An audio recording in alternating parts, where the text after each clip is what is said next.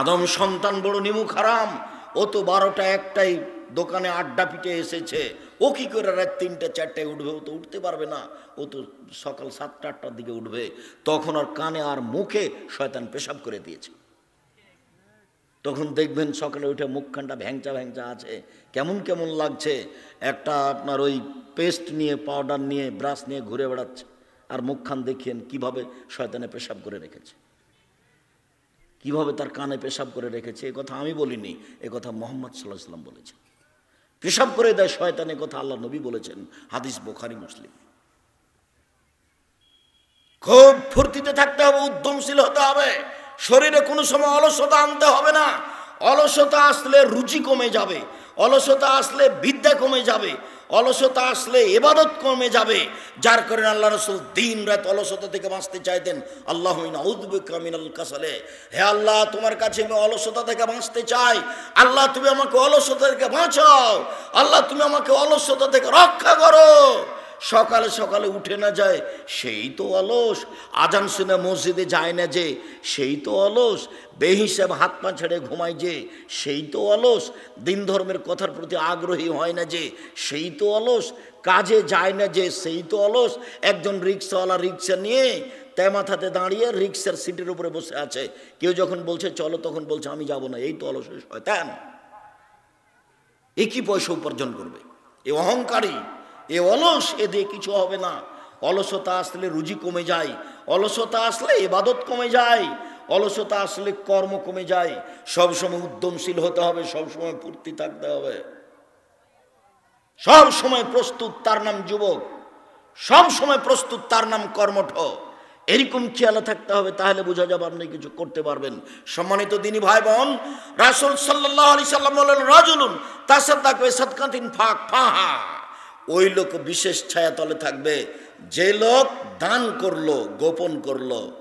ডান হাত দান করলো, বাম হাত জানতে পারলো না। আরে দুইটাই তো হাত তার গায়ের সাথে লেগে আছে, জানবে না মানে? এইটা হলো খুব বেশি থেকে বেশি গোপনে দান করা। আব্দুর রাজ্জাক সাহেব বিশাল পরিকল্পনা নিয়েছেন, বাইতুল হাম জামে মসজিদ 200 শতক জমির উপরে নির্মাণ হবে, যার একতলায় 10,000 মুসল্লি ধরবে। আমারও কিছু 5,000 টাকা থাকলো, কাউকে যেন বলবেন না। এর জন্য প্রতীক্ষমান আছে।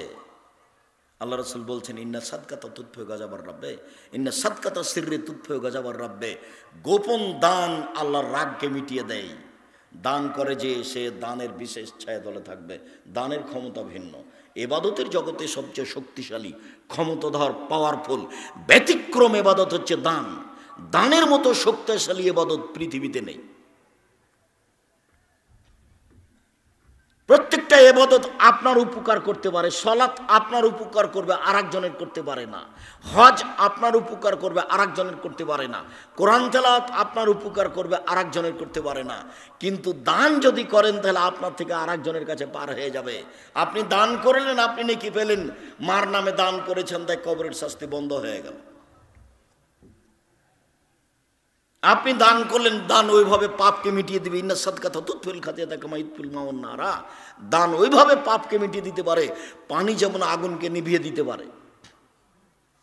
এটা তার ক্ষমতা। গোপনে দান করতে শিখতে হবে। বৈধ স্থানে যা ইনকাম করছেন, রুজি, জমি চাষ করে হোক, দিন মজুরি করে হোক, চাকরি করে হোক, ব্যবসা করে হোক, জীবনে যেসব টাকা পয়সা ইনকাম করছেন, একবার আজকে সিদ্ধান্ত নিয়ে নেন জরুরিভাবে ওখান থেকে কিছু না কিছু দান করবেন। এই ছেলে, আর একটা কথা তোমার মনে আছে ভাইজান? আপনার মনে আছে কি বলেছিলাম আপনাকে? যে বাড়ি থেকে বের হলে তুমি তোমার মাকে বলে দিবে, আম্মা কিছু 10, 20টা, 50টা, 100টা খুচরা টাকা দিবেন আমাকে। 10 টাকা, 5 টাকা। আমার কাছে 500 টাকার নোট থাকে। যখন ফকির আমার কাছে ভিক্ষা চাই, তখন আমি খালি বলি মাফ করো। তো মা, আমি ফকিরের কাছে কত ক্ষমা চাইবো বলেন তো? আমি তো 500 টাকা দিতেও পারি না। তা আপনি একটা কাজ করবেন আম্মা, কিছু 10 টাকা, 20 টাকা, 50 টাকা পকেটে ইউলেন, জরুরি। এই ছেলে, ভুলবা না, তুমি, তোমাকে বলছি, তুমি তোমার মাকে বলে দিবা আজকে জরুরিভাবে। আপনাকে বলছি ভাইজান, স্ত্রীকে বলে দিবেন, এই শোনো, যখন আমি বের হব তখন আমার প্রয়োজনীয় টাকা ব্যতীত কিছু খুচরা টাকা আমার হাতে দিবেন, কিছু খুচরা টাকা আমার হাতে দিও। ফকির আসলে আমি 500 টাকা নোট বের করে দিব না 10টা টাকা দিব? 10 টাকা দিব, এমনিতে বের হয়ে যাবেন না। এই ছেলে তোমাকে বলছি, তোমার মনে থাকবে না? অবশ্যই মনে থাকবে, ইনশাল্লাহ মনে থাকবে। আজ থেকে যেন তোমার মা কোনো দিন তোমাকে খুচরা টাকা ছাড়া বাড়ি থেকে বের হতে না দেয়।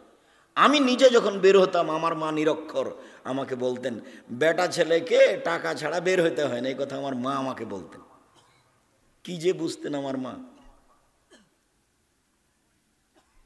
বেটা ছেলে ভাষাটা বুঝেন?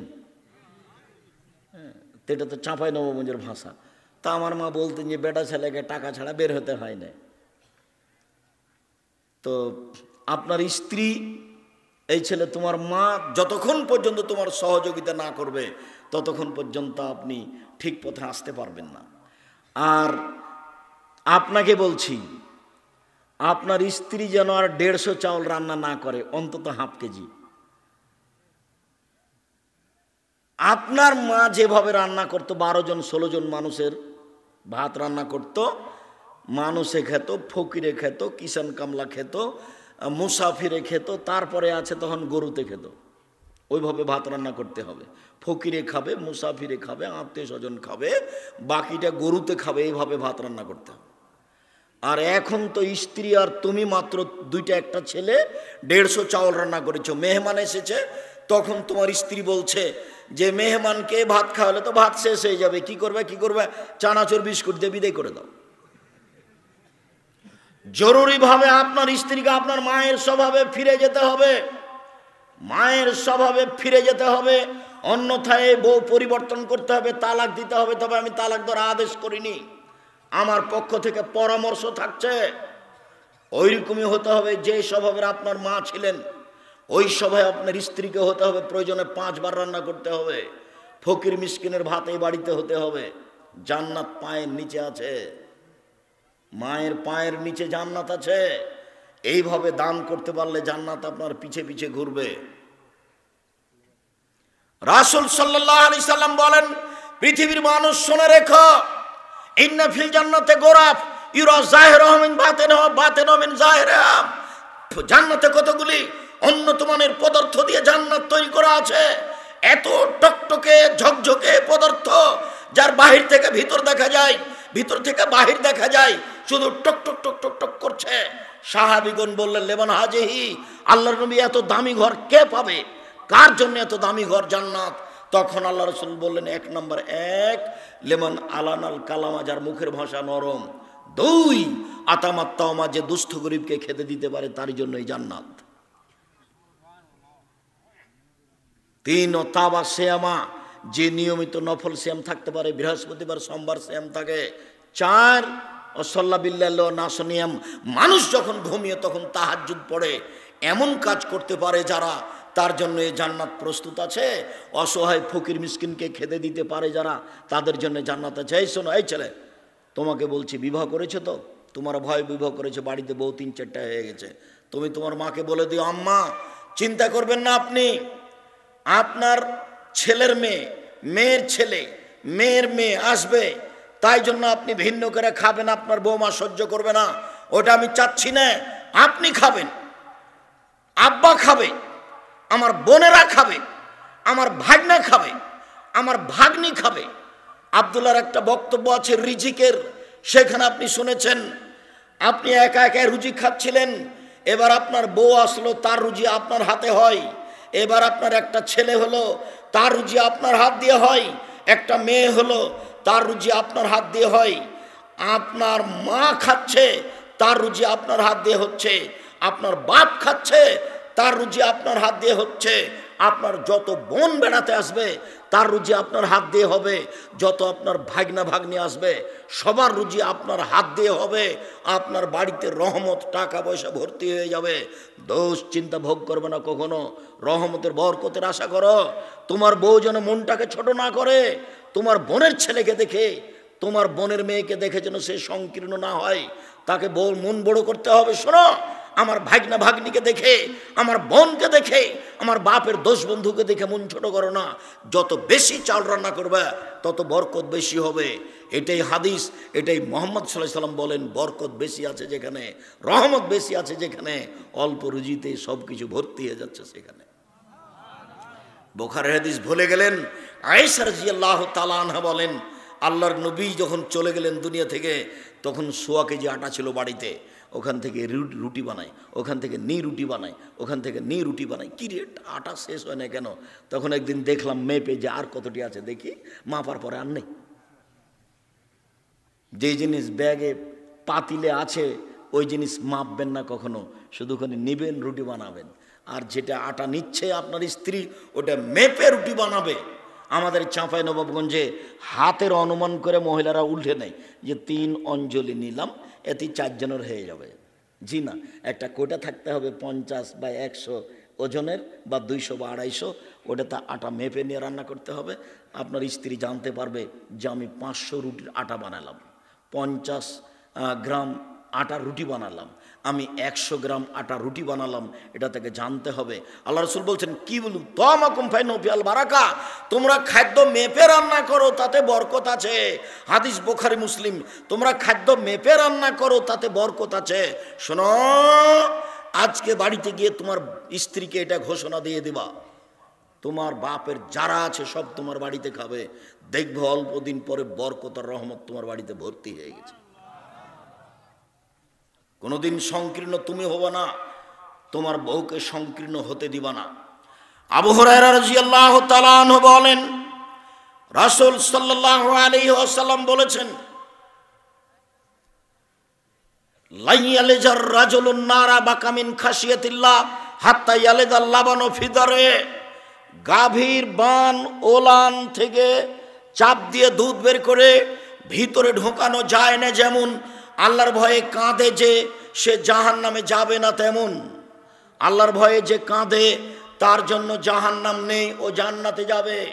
গাভীর বান ওলান থেকে চাপ দিয়ে দুধ বের করে ভিতরে ঢোকানো অসম্ভব, যাবে কি? যাবে না।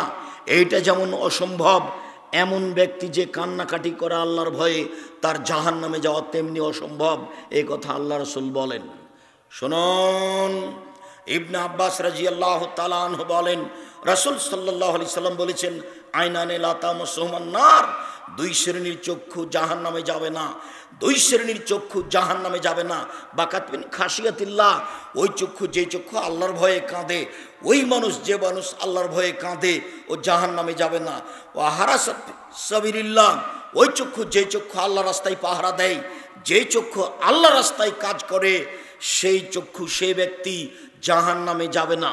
মুআবিয়া ইবনে হাওদা রাদিয়াল্লাহু তাআলা আনহু বলেন, রাসূল সাল্লাল্লাহু আলাইহি সাল্লাম বলেছেন, সালাসু ওয়াইনুল্লাহ তারাহুমান নার, 3 শ্রেণীর মানুষ জাহান্নামে যাবে না। 3 শ্রেণীর মানুষকে জাহান্নাম দেখবে না। 3 শ্রেণীর মানুষের চক্ষু জাহান্নামে যাবে না। 3 শ্রেণীর মানুষ জাহান্নামে যাবে না। 1, বাকাত মিন খাশিয়াতিল্লাহ, ওই চক্ষু ওই মানুষ যে আল্লাহর ভয়ে কাঁদে। 2, হারাসাত ফি সাবিলিল্লাহ, ওই চক্ষু ওই মানুষ যে আল্লাহর রাস্তায় পাহারা দেয়। 3, গাজাতান মাহারিমিল্লাহ, ওই চক্ষু ওই মানুষ যেই চক্ষু বেগানা নারীকে দেখে চক্ষু নিচু করে, যেই চক্ষু বেগানা নারীকে দেখে নিচু হয়ে যায়, যেই চক্ষু অপর নারীর প্রতি দৃষ্টি দেয় না, এই চক্ষু জান্নাতে যাবে। এই কথা মুহাম্মদ সাল্লাল্লাহু আলাইহি সাল্লাম বলেন। জাবের রাদিয়াল্লাহু তাআলা আনহু বলেন, সাআলতু রাসূলুল্লাহ সাল্লাল্লাহু আলাইহি ওয়াসাল্লাম ফাজাতে, একদা আমি আল্লাহ রাসূলকে জিজ্ঞাসা করলাম, হঠাৎ মহিলাদের উপরে চক্ষু পড়া হতে, আল্লাহর নবী, হঠাৎ যদি মহিলাদের উপরে চক্ষু পড়ে যায় তাহলে কি করব? আল্লাহর নবী, হঠাৎ যদি মহিলাদের উপরে চক্ষু পড়ে যায় কি করব? তখন আল্লাহ রাসূল তাকে বললেন, ফা আমারানি আন আসরিফা বাসারি, তিনি আমাকে আদেশ করলেন যে আমি আমার চক্ষুকে ফিরিয়ে নিব। তিনি আমাকে আদেশ করলেন যে আমি চক্ষুকে ফিরিয়ে নিব। এইভাবে বেঁচে থাকার চেষ্টা করতে হবে, যার কারণে জরুরি প্রয়োজন ছাড়া বাজারে যেতে হবে না।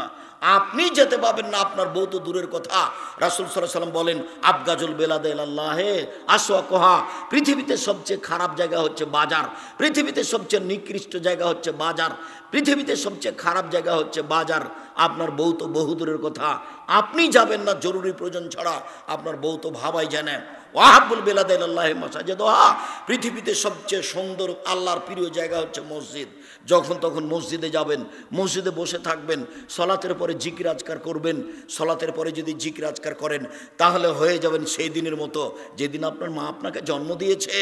মসজিদে বসে যদি তাসবিহ তাহলিল করেন, জিকির আজকার করেন, তাহলে হয়ে যাবেন সেই দিনের মতো যেদিন আপনার মা আপনাকে জন্ম দিয়েছে।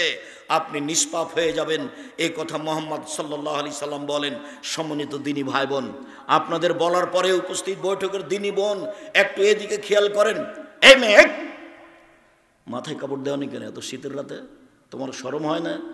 তোমার বাপ তোমাকে দেখতে পায় না? মাথায় কাপড় দেওয়া নি কেন? কি পড়ো তুমি? কি পড়ো? হিসাব পাও না? শিক্ষা মানে কি নগ্ন হওয়া? মাস্টার ডিগ্রি পাস করেছো, তোমার বিদ্যে কি তোমাকে নগ্ন হতে শিখিয়েছে? তোমার বিদ্যে কি তোমাকে এইভাবে বোকা বানিয়েছে? এমন তো বিদ্যা হয় না। তুমি বিদ্যা অর্জন করে জাতির ক্ষতি করলে তোমার এটা বিদ্যা হলো কি করে? তুমি বিদ্যা অর্জন করে নিজের ক্ষতি করলে এটা বিদ্যা হলো কি করে? নিজে আর জনগণকে জাহান্নামে নিয়ে চলে যাচ্ছ, এটা বিদ্যা হয় কি করে? শোনো,